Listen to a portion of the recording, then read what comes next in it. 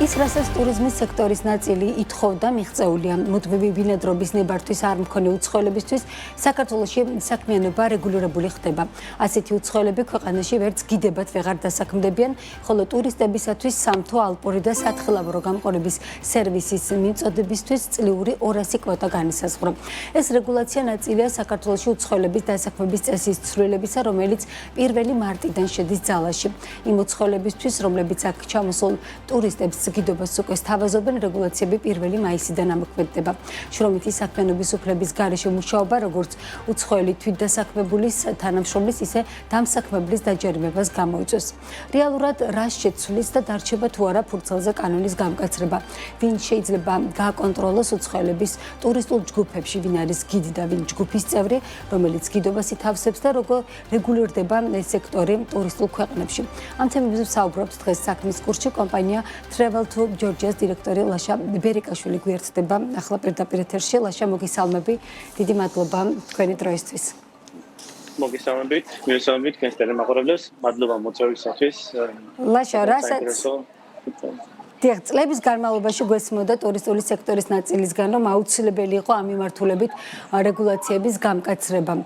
თუმცა, როდესაც უკვე მივიღეთ გამკაცრებული ცვლილებები, შესაძლებელია დღის წესრიგში უფრო სხვა გამოწვევებიც დადგეს. მინდა თქვენი შეფასება მოვისმინოთ, თქვენ როგორ აფასებთ ამ ცვლილებას და რამდენად თქვათ მოაგვარებს იმ პრობლემას, რაზეც წლების განმავლობაში ტურისტული სექტორის ნაწილი საუბრობდა.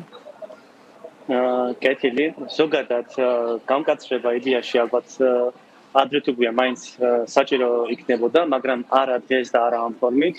გულისხმობ იმას, რომ როდესაც ამბობენ, რომ გიდები ითხოვდნენ, ან სექტორი ითხოვდა და ჩვენ ამიტომ მივიღეთ ეს გადაწყვეტილებები, ანუ არ არის ასახული სექტორის ყველა, ასე ვთქვათ, სუბიექტის მოსაზრება და გარკვეულ ნაწილს ეყრდნობიან, როცა გარკვეულ გადაწყვეტილებებს ეყრდნობენ.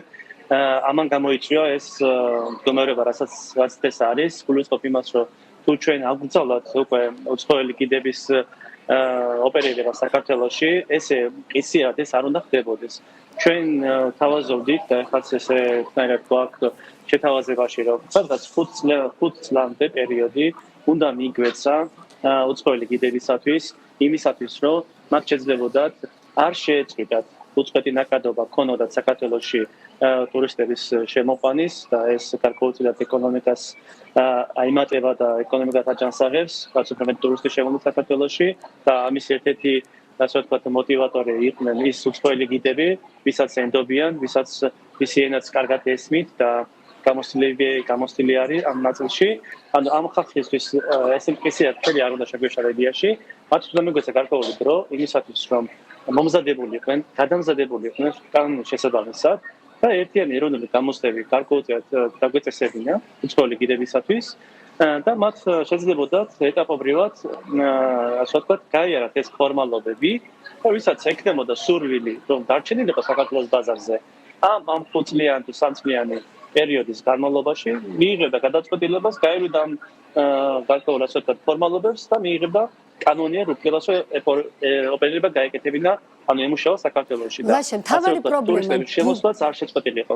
მთავარი პრობლემა აქ იყო გიდები თუ ის ადამიანები, ვინც რეალურად ორგანიზებას უწევენ ამ ტურისტულ ჯგუფებს, ვისაც ჩამოყავს და ითავსებენ ფაქტობრივად ადგილობრივი ტუროპერატორების მთლიან ფუნქციას. გასამიჯნი ხომ არის ეს მიმართულება? ძალიან რთული არის. იგივე თქვა, აიგზალა და ჩვენ ვამბობთ, რომ იდეაში ეს გასაკეთებელი არის, მაგრამ არა დღეს, არამედ 3 ან 5 წლის შემდეგ. თქვა, რომ აიგზალა მიიღეს ეს გადაწყვეტილება, ვინ აღასრულებს, ვინ იქნება ეს უწყება, ან ადამიანების ჯგუფი, რომელსაც ექნება უბრალოდ გამოავლინონ, თქვა, ვინ არის ტურისტ ჯგუფში, ტურისტი, ვინ არის მათი ხელმძღვანელი გიდი. ეს არათუ საქართველოში, მათ შორის თურქეთში, ემირატებში, ეგვიპტეში, სადაც კაცრი არის სიტუაცია, ასევე იტალიაში და სხვა დიდ ქვეყნებში არის საკმაოდ რთული. ამის გამოვლენა, დაჯარიმება, ეს შესაძლოა გარკვეულ კონფლიქტამდეც კი მივიდეს, იმიტომ რომ ცალკეულმა პირებმა თვითნებურად შეიძლება დაიწყონ გამოვლენა იმ არასასურველი საეჭვო პირების და გარკვეული ღონისძიებები, როცა ტური ტარდება, მოხდეს მათი ჩაშლა და ეს სახე სანამ ესე ქაოტური მიეცემოდა, სანამ აკრძალვას შემოვიღებდით. ჯერ უნდა ცოდნოდა, ვინ იქნებოდა მის უწყებები, ვინც ამ ბრძანებებს შეასრულებდა, აგზავნებს და აკონტროლებდა, დაარჩევდა ჯგუფის ხელმძღვანელის გიდისაგან, უცხოელს ადგილობრივისაგან და ასე შემდეგ, ხო ხტები? ანუ ეს იყო ცოტა მოუმზადებელი ნაჩქარევი გადაწყვეტილება, რომელიც შესაძლოა მოქმედებაში ვერ ახსოვდეს, შეიძლება ვიღაცას მოწოს ეს გადაწყვეტილებები, ემხრობა, ხას უჭერს, მე მათი მესმის, მაგრამ მე მათ ვეკითხები, მაშინ ვინ აღასრულებს? ეს ხო არ დარჩება ქახალზე და ხო არ იქნება უბრალოდ რომ ვიღაცამ დაიკმაყოფილა მისი სურვილები, ისი ასე ვთქვათ წარმოუდგენები, მაგრამ რეალურად ეს არ იმუშავებს. რატომ ამბობ ამას? ჩვენ პრაქტიკოსი გიდები. ჩვენ არა მხოლოდ საქართველოს შევატარებთ ტურებს, არამედ საზღვარგარეთაც ვატარებთ ტურებს და იქ ვხედავთ, თორსა ჩვენ გვიწევს ჯგუფების იქ ჩაყვანა და ასე ვთქვათ მათი მართვა. გარკვეულწილად ეს სისტემა როგორ მუშაობს? ეს საინტერესო არის ეს სისტემა როგორ მუშაობს სხვა ქვეყნებში, აი ესეც რო გითხრათ. როგორ არის ის ასე დატოვებული სივრცეები, როცა ამ აკრძალებს გვერდს უვლიან. მიხდით და ეს ამას ვხედავთ აქაც, რომ შეიძლება იგივე განმეორდეს და რეალურად ამ სისტემამ არ იმუშაოს. ახლა იქ როგორ არის? ჩადიან საზღვარგარეთ უცხოელი გიდები, თუ არის რაღაც გარკვეული სიმკაცრე, გარკვეული ობიექტებთან კონკრეტულად იმ განსაზღვრულ დროს აყავთ ადგილობრივი გიდი, რომელსაც მხოლოდ ბეიჯი უკეთია, სახელგვარი აწევია, რომ გიდი არის ადგილობრივი და სერტიფიცირებულია. ზის თავის სკანზე ავტობუსში, ან ესე მოყვება გვერდით, არ საუბრობს, იგივე აგზელებს ჩასული გიდი, უცხოელი, უბრალოდ ყავს ადგილობრივი აყვანილი, რომელსაც უთის გარკვეული დასამჯელოს, ანუ ყიდულობს იმ ბეიჯს, რომელსაც ასე ვთქვათ გადაადგილდება ტურისტულ ადგილებში ამ თუ იმ ქვეყანაში. ანუ გარკვეულწილად ეს არის თვალის ახვევა რეალურად იმ კანონის საპირისპიროდ, რასაც აწესებენ ესა თუ ის ქვეყნები და ეს რომ არ გავიაროთ ჩვენს, ანუ იგივე გზას რომ არ დავარქიეთ და თვალი რომ არ ავიხვიოთ, ჩვენ თავაზობდით ესეთ რაღაცას, რომ ამ 5 წლიან პერიოდში უცხოელი გიდები გადამზადებული იყვნენ, მათ მიცემოდა შესაძლებლობა რომ გაეგრძელებიან თავიანთ საქმიანობას, მაგრამ პარალელურად გადამზადებული იყვნენ, მომზადებული იყვნენ გამოცდებისთვის. შემდეგ ამ 5 წლიან პერიოდში ადგილობრივი გიდებს, ასე ვთქვათ, გავაკეთებდით სტატისტიკას, რამდენი ადგილობრივი გიდი ყავს, რამდენი რა ენოვანი გიდები ყავს ადგილობრივი. სადაც გვიჭირს, მაგალითად ჩინური ენოვანი გიდი გვიჭირს, თურქული ენოვანი გიდი გვიჭირს, პოლონური ენოვანი გვიჭირს, არაბული ენოვანი გიდი გვიჭირს, ხო? აი ამ გიდებში გარკვეულწილად სახელმწიფო გამოყოდა საკმაოდ დიდ სახსრებს, მათ ხელს შეუწყოდა რომ გადამზადებულიყვნენ ამ თუ იმ ენებზე, მათი რაოდენობა გაეზარდა წლიდან წლამდე და აი 5 წლიან გეგმაში რომ შეხედავდით რომ ზრდა გვაქვს ადგილობრივი რესურსის, გიდების, რომელთაც შეუძლიათ უკვე უცხოელების ჩანაცვლება, აი მაშინ შეიძლებოდა ამ აკრძალვის შემოღება. ანუ ჩვენ ქვეყანა მოემზადებოდით უკვე ამ აკრძალვისთვის, როგორც ადგილობრივი დონეზე, ისე უცხოელი გიდების დონეზე. ლაშა, რამდენად არის გამოწვევა იგივე აი თქვენ ჩამოთვალეთ ჩინეთიდან, ჩინურენოვანი, თურქულენოვანი გიდების ნაკლებობა არის. რამდენად რეალურად აი პრაქტიკაში რამდენად გამოწვევა იქნება ამ მიმართულებით სრული აკრძალვა და ხომ არ მოუწევს სახელმწიფოს ამ მიმართულებით გარკვეული კვოტების დაშვება ამ აკრძალვის შემდეგ? რა თქმა უნდა, პრობლემა იქნება, მაგრამ გონია რომ ის იგივე გამოსავალს იპოვიან, რასაც ქართული გიდები პოულობენ, უცხოეთშიც მოგზაურობენ, დაიქირავებენ ადგილობრივს, უბრალოდ ფორმალობისთვის, დასვამენ სკანზე და იქნება უბრალოდ საბუთი, მოსიარულე საბუთი იმისათვის, რომ ეს აკრძალვა მათ არ შეეხოთ. მიხდით, ანუ სახელმწიფოსთვის ამითი არანაირი სარგებელი გონია რომ ეფექტური არ არის და გარკვეულწილად ხელშემშელიც არის იმ უცხოელებისთვის, ვინც საქართველოში მოდიან და მოგზაურობენ. ანუ ჩვენ არ ვამბობთ, რომ არ ვართ მომხრე ამ აკრძალვის. ჩვენ ვამბობთ, რომ ყველა, ვინც არის ადგილობრივი თუ უცხოელი, უნდა კანონის შესაბამისად უნდა იყოს გადამზადებული, უნდა იყოს სერტიფიცირებული და უნდა იყოს გადასახადის გადამხდელელი, მაგრამ ეს უნდა მივახციოთ ნაბიჯ და საქართველოსთვის და სახელმწიფოსთვის სასარგებლო, ასე ვთქვათ, შედეგებით და ეს შედეგი დადგება იმ შემთხვევაში, რაც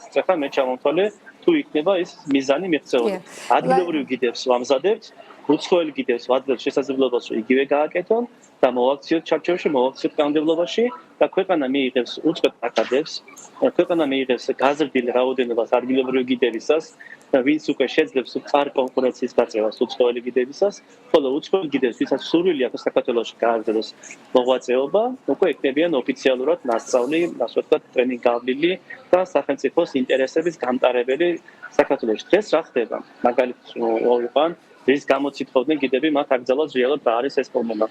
უცხოელი კიდევ როცა საქართველოს ჩამოდიან, რა არის მათი თავარი წყარო? ეს არის რუსული წყაროები. პირდაპირ ვამბობ, ანუ მათ შორის ინგლისურენოვანებისთვისაც სამწუხაროდ, იმიტომ რომ საქართველოს რეალური წყაროები უცხო ენაზე მხოლოდ რუსულ მიმართულებით არის ხელმისაწვდომი და არა ქართულიდან ინგლისურად ან სხვა ენებზე ნახარგმნი ეს ლიტერატურა არის საკმაოდ მწირი. ესეც გასაზრდელია პირველ რიგში, მეტი წყარო უნდა იყოს. და როცა ჩამოდიან ეს უცხოელი გიდები და ოპერირებენ საქართველოში, მათი ინფორმაცია იგივე აფხაზეთზე, იგივე სამაჩაბლოზე არის როგორც რუსული.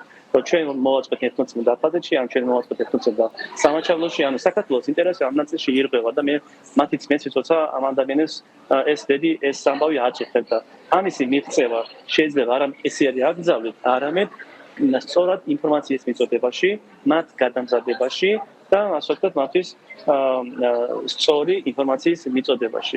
ჩვენ რამოდენიმე წლის წინ 2019 წლებში თქვათ საგარეო საქმეთა სამინისტროს და ჩაატარეს სპეციალური ტრენინგი ადგილობრივი გიდებისათვის, იმისათვის რომ გაეზიარებინათ საერთაშორისო, ასე ვთქვათ, ის დოკუმენტების მნიშვნელობა რა გადაწყვეტილებასაც ღებულობდა მთელი წლების განმავლობაში აფხაზეთსა და სამაჩაბლოზე საერთაშორისო ინსტიტუტები და რატომ არის ოკუპირებული, ვის მიერ არის ეს დადასტურებული, ანუ ამის ტრენინგი დაჭირდათ ადგილობრივ გიდებსაც. გესმით, იმდენზე იყო საქმე მიყვანილი, რომ გადამზადება არის მნიშვნელოვანი, რომ ინფორმაცია გადადის სწორი საქართველოს შესახებ. თქვენ თავშიც ახსენეთ, რომ ნაკადების შემცირების პრობლემა შეიძლება შეიქმნას ამ აკრძალვის შემდეგ, რამდენად ელოდებით, რომ რეალურად თქვათ რაღაცა ტიპის ტურისტული გაჩერდეს ეს ტურისტული ნაკადები, ხო რა პროცენტით შეიძლება იყოს ან რა მოლოდინი შეიძლება გქონდეთ, მით უმეტეს რა ვითარება გვაქვს ახლა ესეც საინტერესო არის თქვენი შეფასება. კი.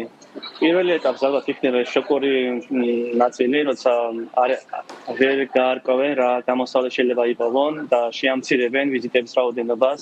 ზუსტად ეს პროცენტში იქნება სამწუხაროდ არ შემიძლია რა თქვა, მაგრამ შესაძლოა მე მოერგონ გვერდით შემოვლით ამ კანონის წესებს და პირობებს იმ გზებით და საშუალებით, რაც ახლა ვახსენე, როგორაც ქართველი გიდები საზოგადოებრივ ერგებიან ხოლმე და ანუ ეს ყველაფერი უკვე იქნება ფორმალობა. ანუ არანაირი შინაარსი ამაში მე აღარ იქნება. ანუ ჩვენ რაც გვინდა რომ მივიღოთ, რომ იყოს გადამზადებული, იყოს კვალიფიციური, იყოს რეგისტრირებული ინფორმაცია სწორი იყოს, გადაცემა სწორი იყოს. ეს ყველაფერი მაინც ისე დარჩება, როგორც ახლა რჩება.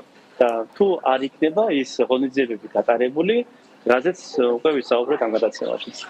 ძალიან დიდი მადლობა ლაშა, რომ შემოგვიერთდა და გაგვიზიარე შენი პოზიციები, Travel to Georgia დირექტორი ლაშა. სამწუხაროდ არ გვისვენენ ისე იმ ნაწილს, რომელსაც აქვს განსხვავებული მოსაზრებები და მხოლოდ იმ ნაწილის თვალისწინებენ, რომელთა გადაწყვეტილებებით მე საბოლოო ჯამში ან არ სრულდება, ან ხარვეზები აქვს და ან შესაძლოა პირიქით უკვე რეაქციაც გქონდეს. მე მაინც ვფიქრობ, რომ რაღაცა ტიპის ცვლილებები ამ მიმართულებით დაჭირდება, იგივე kvotებთან დაკავშირებით, რამდენიმე მიმართულებით, როგორც ჩანს, ძალიან სერიოზული პრობლემა გვაქვს, იგივე ჩინურენოვანი, თურქულენოვანი გიდების მიმართულებით. არაბულენოვანი გიდების მიმართულებითაც. ძალიან დიდი მადლობა ლაშა ბერეკაშვილი იყო ჩვენი სტუმარი.